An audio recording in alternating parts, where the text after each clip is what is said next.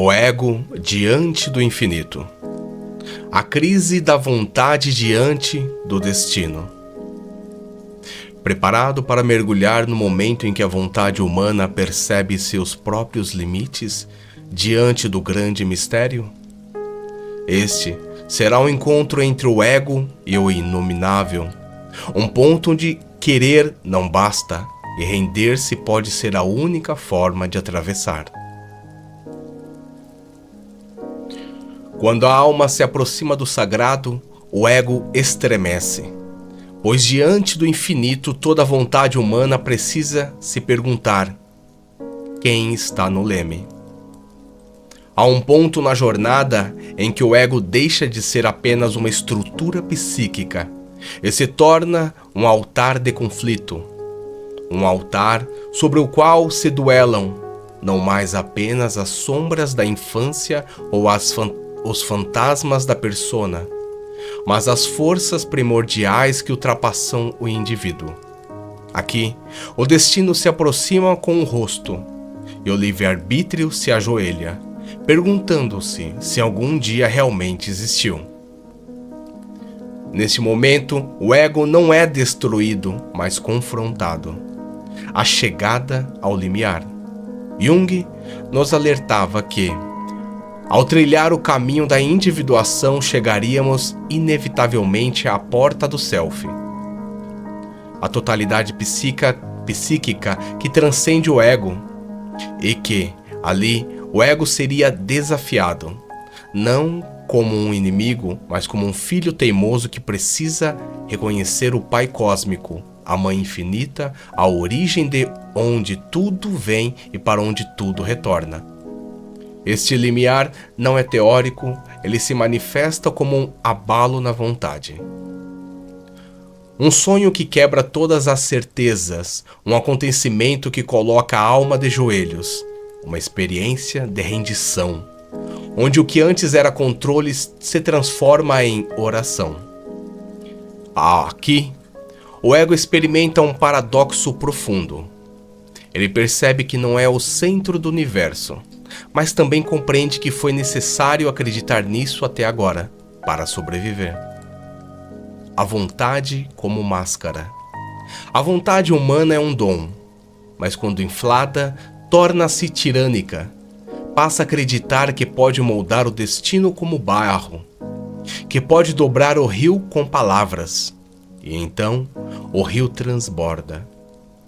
O ego, acreditando-se rei, ergue muralhas contra o inconsciente, traça metas, planos, estratégias, cronogramas, mas o self ri silenciosamente, com o sorriso de quem já viu o tempo inteiro. Nesse ponto, muitos adoecem, outros enlouquecem, alguns poucos despertam. Porque a crise da vontade não é uma punição, é um convite. O convite para deixar de querer ser Deus e aprender a dançar com Ele. A entrega como portal. Quando o ego se depara com o destino, seja numa perda, numa epifania, numa enfermidade ou numa revelação profunda, algo começa a quebrar. Mas esta quebra não é o fim, é o portal.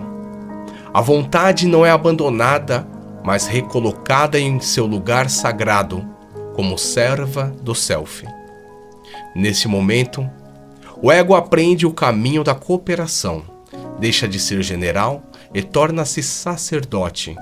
Reconhece que há um fluxo mais amplo e começa a escutar, a seguir sinais, a respeitar sonhos, a confiar no invisível. Como o xamã que adoece para poder curar, o ego precisa morrer para renascer em nova função. E nesta função é ser canal, não mais centro. As 4 noites da alma.